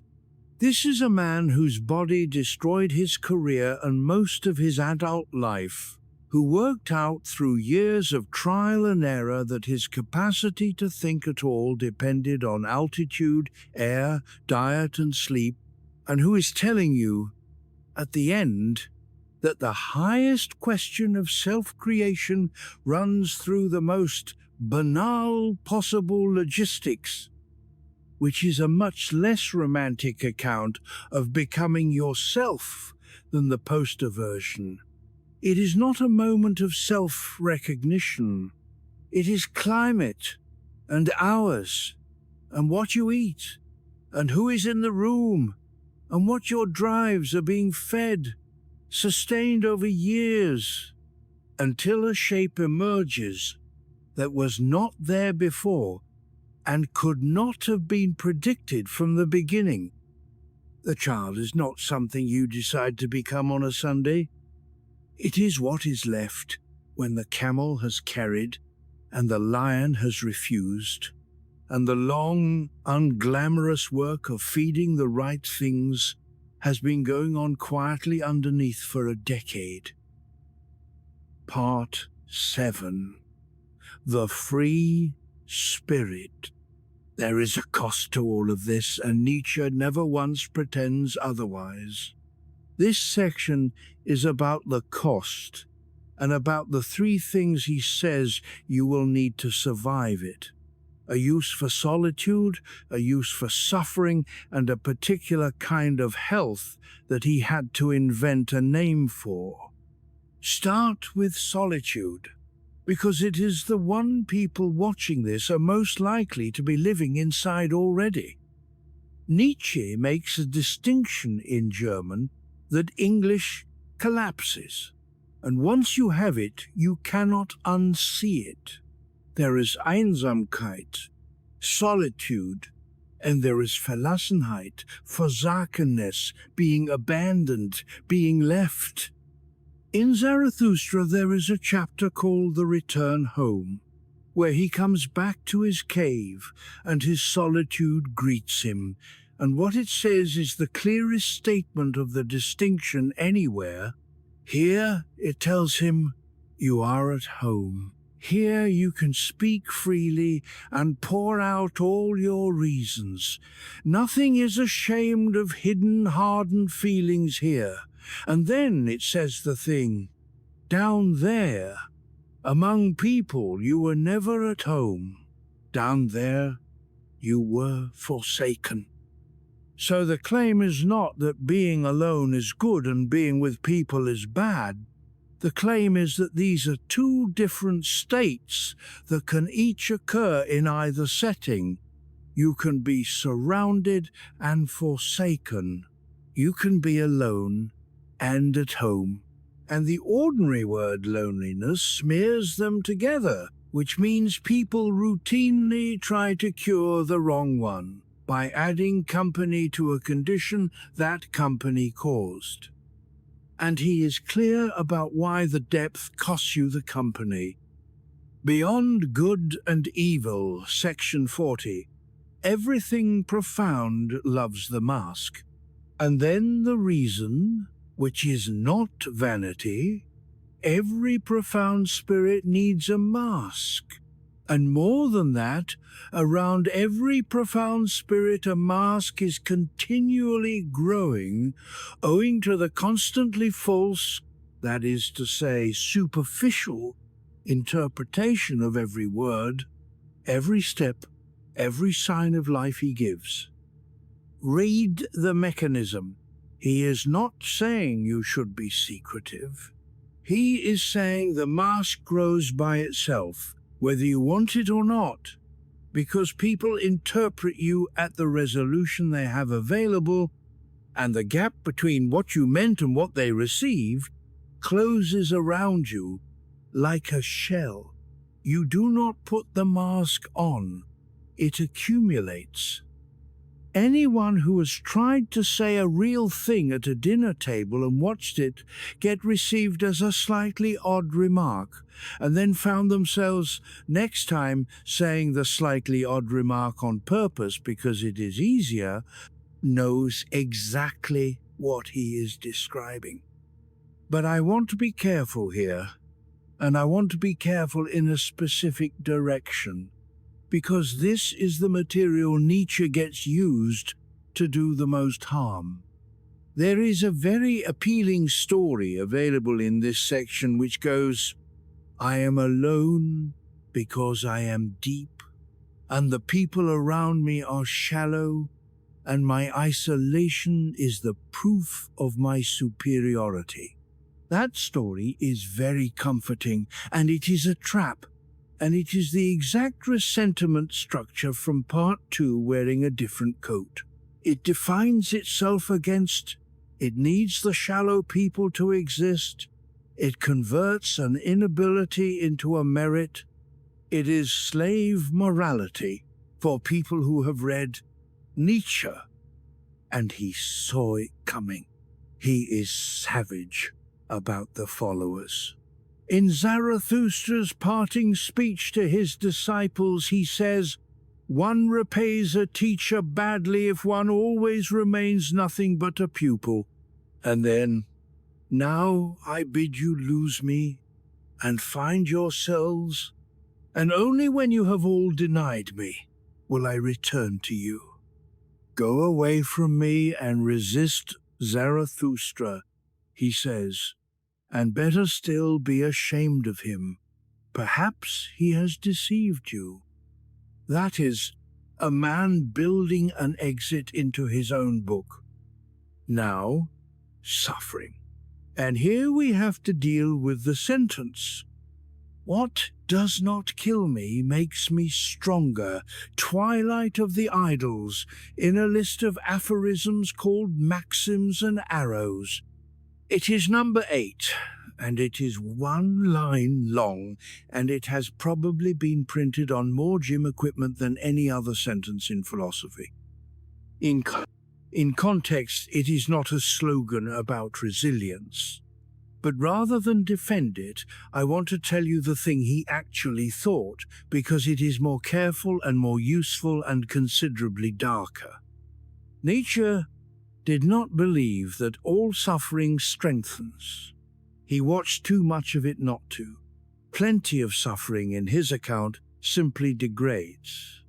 It makes people small and mean, and it produces exactly the resentment he spent a book dissecting. Suffering is where slave morality comes from. He is the last person who would tell you pain is automatically improving. What he claims is narrower. Beyond Good and Evil, section 225, the discipline of suffering, of great suffering. Do you not know that it is only this discipline that has produced all elevations of humanity so far? The word doing the work is discipline, Zucht, not suffering, the discipline of it. Pain that has been given a form, taken up, made into a training rather than merely undergone. The same event, without that, is just damage. And he goes further in a way that is quite personal. In the preface, he wrote for the 2nd edition of the Gay Science, having nearly died. He says something about illness that I think is the most honest paragraph he ever wrote about his own body. He asks whether philosophy has not, on the whole, been merely an interpretation of the body and a misunderstanding of the body. He suggests that behind every great philosophy there stands not a pure drive for truth, but a physiology, a state of health, and its needs. And then he says that great pain is the ultimate liberator of the spirit, that it compels us philosophers to descend into our final depths. He says he doubts whether such pain improves us, but he knows that it deepens us. I doubt that it improves us, but I know that it deepens us. That is a much smaller claim than the poster, and it is a claim a person who has actually suffered can stand to hear. It does not tell you the pain was worth it. It does not tell you it made you better. It says only that it took you somewhere you would not otherwise have gone, and that the somewhere is real.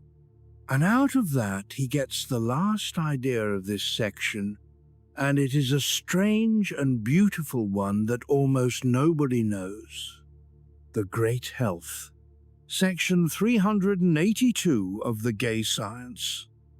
He is describing what a person would need in order to actually attempt any of this, and he says such a person would need a new health, stronger and more seasoned than any health hitherto. And then the definition, and the definition is the whole point. a great health, one that one does not merely have, but also constantly acquires and must acquire because one gives it up again and again and must give it up. Look at the shape of that. Health that you cannot possess. Health defined by the fact that you keep spending it. You acquire it in order to lose it. And the losing is not a failure of the health. The losing is what the health is for. That is not wellness. That is almost the opposite of wellness as it currently gets sold, which is a stable state you are supposed to reach and then protect. His version is a resource that only counts while it is being spent on something that costs and which has to be rebuilt afterwards, repeatedly, forever. And it is the answer to the last man, delivered as a physiology rather than a moral. The last man is not weak. The last man is conserving. He has a health he intends to keep. He is protecting a reserve he will never spend and calling the protection happiness, which lets me put the whole of this part together into one thing, because the three pieces are not separate. The solitude is the working condition. It is not a badge, and it is not a symptom. It is the room in which anything that is actually yours gets made, and the price of admission is that people will misread you and a mask will grow whether you consent or not. The suffering is not a bonus, and it is not a curriculum. Most of it teaches nothing, but some of it, taken up deliberately, is the only route to a depth that comfort cannot reach, and Nietzsche's claim is the modest one, not better, deeper. And the great health is what lets you keep going back, because you have stopped treating your own reserves as something to be defended and started treating them as something to be spent. None of that is a promise of happiness. He is quite specific that it is not. In the same section, he says that the ideal he is describing may look, to a serious person, like inhuman frivolity, and that whoever attempts it will encounter the danger of the whole thing. He offers one compensation, and it is the only one on the table in his entire philosophy. It is not peace, and it is not reward. It is that you would be, at the end, the author of the thing rather than its inheritor, that the values you were living by would be ones you had made, in a world you had won, out of forces you did not choose but did shape. He thought that was enough. Whether it is enough is the question I want to end this on, and I want to end on it honestly, because there is a part of his story that gets left out of almost every video like this one, and leaving it out makes him seem more triumphant than he was. Part 8. Waking. On the 3rd of January 1889 in Turin, Nietzsche left his lodging on the Via Carlo Alberto and collapsed in the street. The story that is always told is that he saw a cabman beating a horse, ran across the square and threw his arms around the animal's neck. That story comes to us late and third-hand, and there is a real chance it never happened. What is not in doubt is what followed. He was taken back to his room, and over the next few days he wrote a series of short letters to friends across Europe, signing them the Crucified and Dionysus. He was brought to a clinic in Basel, then Jena. He was 44. He lived another 11 years and never wrote another sentence of philosophy. The cause is still argued about. For a century, the standard account was tertiary syphilis. More recent work has made a serious case for a slow-growing tumor or a hereditary stroke disorder on the grounds that he survived far too long and in the wrong pattern for the standard diagnosis. Nobody knows. What matters for you, watching this, is the timing. Everything I have described to you was finished in the last 5 years before that, most of it in bursts of a few weeks, by a man in constant pain, working against a clock he could not. And then the part that has to be said, his sister Elizabeth took control of him and then of his work. She was, and this is not an interpretation, a committed anti-Semite. She had married one, a man named Bernard Forster, and gone with him to Paraguay to found a racially pure German colony called Nueva Germania, which failed, and after which Forster killed himself. She came back. She took charge of her incapacitated brother and of his manuscripts, and she built an archive around him, and she spent the next 35 years curating his reputation. She assembled a book called The Will to Power out of notes he had discarded, arranged into an order he never chose, and presented it as his masterwork. He had abandoned that project himself. She published it as the summit of his thought, and for decades it was read that way. And she connected the name to a politics he had spent his working life attacking. She lived to see the German Chancellor attend her funeral in 1935. Now, you have to be careful here in both directions. It is not true that Nietzsche was a gentle liberal who was simply misquoted. He wrote things about hierarchy, about the weak, about the sick, about women, that are genuinely ugly, that are not rescued by context, and that no honest reading can dissolve. There is real material in him that people looking for cruelty can find without distorting anything. But on this specific point, the record is not ambiguous. And it deserves to be stated because so few people have heard it.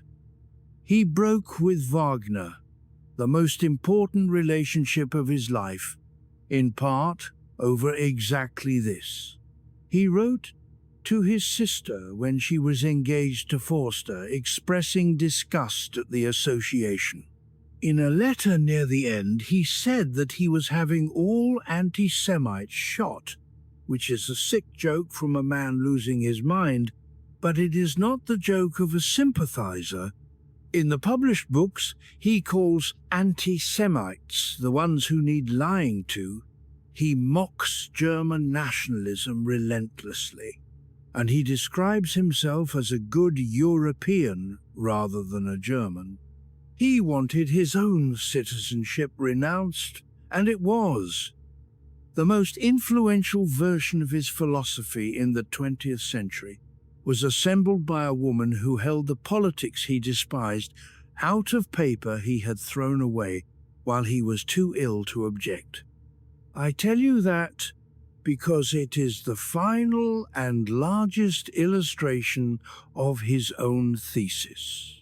He spent his life arguing that values are made by people with interests and then presented as though they had descended from somewhere, and the proof ran over his own corpse. So, 2 hours in, what is actually left? Let me put it as plainly as I am able, and without any of the grandeur, because the grandeur is what makes him useless. 1. The foundation is gone, and the values are still running. That is the situation, not an opinion about it.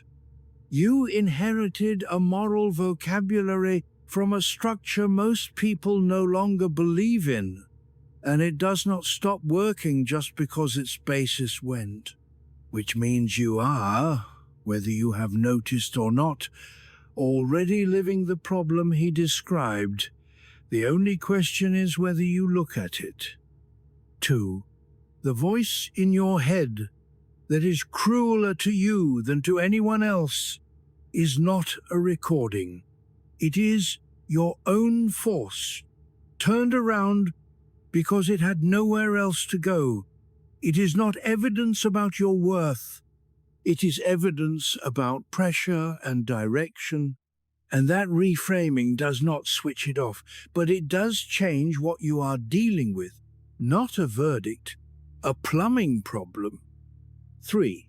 You are not one thing, and you cannot instruct yourself into a different character, but you can choose the diet, what is in the room, what you rehearse, who you spend the evenings with, which grievances you take out and turn over. The character is downstream of that, over years, and there is no faster route. 4. Your drives are not the enemy, and starving them does not work. The energy in the worst of them is the same energy that does your best work. The only real question is what channel you give it. 5. The recurrence test, which is the most portable thing in the whole philosophy. Whatever you are about to choose, ask whether you would take it on repeat forever, with no version in which it is temporary. Most of what people quietly endure fails that question immediately, and most of what they are afraid to begin passes it. 6. Regret is force pointed backward at something that cannot be altered. It is the same fuel as everything you have not done yet. 7. Camel, lion, child. Carry something long enough to be shaped by it. Then refuse what has to be refused, and accept that the refusing builds nothing on its own. Then make something. And notice if you have been a lion for 11 years and have called it freedom. 8. Solitude is the workshop and not the symptom, and the price is being misread, and there is no version where you get the depth and the easy company, both. And 9, which is the one he would have put first, none of this is offered on the grounds that it will make you happy. He is explicit over and over that it will not, that the comfortable path is genuinely more comfortable, and that the crowd in the marketplace was not stupid to want it. There is no argument in Nietzsche that gets you from here to a guaranteed better life, and every version of him that promises one has been edited. What he offers instead is the only thing he thought was still available after the foundation went, that the life could be yours, made rather than received, chosen in the full knowledge that nothing was underwriting the choice. He also could not sustain it. That is worth saying at the end rather than hiding. The man who wrote that he wanted nothing to be different spent most of his adult life in a dark room, was read by almost nobody, lost every close relationship he had, and went irreversibly ill at 44. With the work unfinished. If you want a philosophy that was validated by its author's flourishing, this is not it. But I think there is something in that which is more useful than a success story would have been. Because he was not writing from the summit, he was writing from inside the thing. Every line about the discipline of suffering was written by someone in the middle of suffering with no evidence yet that it would amount to anything. Every line about amor fati was written by a man with a great deal to refuse to regret. He was not describing a state he had reached. He was describing a direction from a long way back in the dark, and betting his whole life that the direction was right, which is, in the end, the only position any of us are ever writing from. Coda. I want to go back to the marketplace, because we never really finished the scene. Zarathustra offers them the higher thing and they laugh. He offers them the last man and they cheer and they ask to be made into him. And then Nietzsche does something with that moment that I did not tell you about earlier, because it only makes sense now. Zarathustra does not argue. He does not try again. He looks at them, and something in him goes quiet, and he says, "They do not understand me. I am not the mouth for these ears."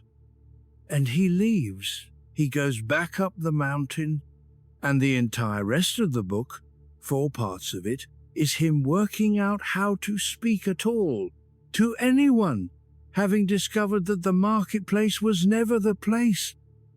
That is not a defeat, and it is not contempt.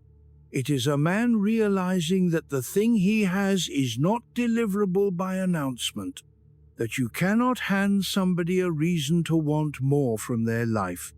It has to be built in them, slowly from underneath, and mostly they have to do it alone, and most will not. So I am not going to end this by telling you to go and become something. I am going to end it with the demon, because that is the only thing in all of this that you can actually use tonight, and it costs nothing, and it takes about 4 seconds. Think about tomorrow, not your life. Tomorrow, the specific one, the one you already roughly know the shape of, the time you will get up, the thing you will do first, the hours in the middle, who you will speak to, and who you will not, what you will do in the evening when it is finished and nobody is asking anything of you. And now the question, this day, as you are about to live it, once more and innumerable times more, nothing new in it, this exact day, returning forever. Would you take it?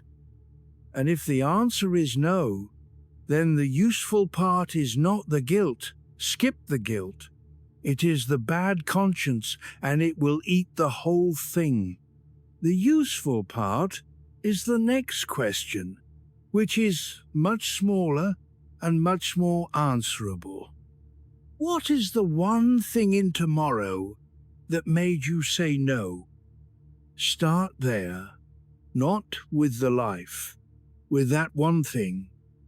Because he was never really asking whether you could love your fate. He was asking whether you were awake enough to look at it. They have invented happiness, say the last men, and they blink. Do not blink.